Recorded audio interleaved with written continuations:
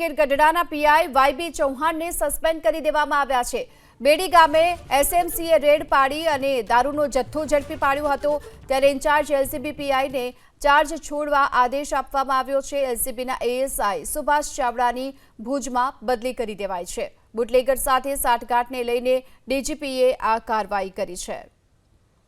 તો ગીર સોમનાથના ગીર ગઢડાના પીઆઈ વાયબી ચૌહાણને સસ્પેન્ડ કરી દેવામાં આવ્યા છે અને એસએમસીએ જે રેડ પાડી હતી, જ્યાં દારૂનો જથ્થો ઝડપાયો હતો, તેને લઈ આ મહત્વની કાર્યવાહી કરવામાં આવી છે। આ સાથે જ એએસઆઈ સુભાષ ચાવડાની પણ ભુજમાં બદલી કરી દેવામાં આવી છે।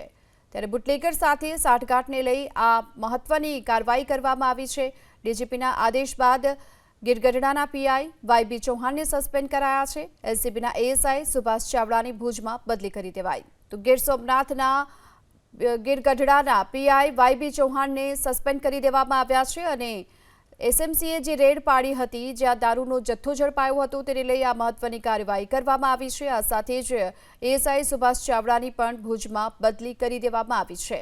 ત્યારે બુટલેગર સાથે સાઠગાંઠને લઈ આ મહત્વની કાર્યવાહી કરવામાં આવી છે।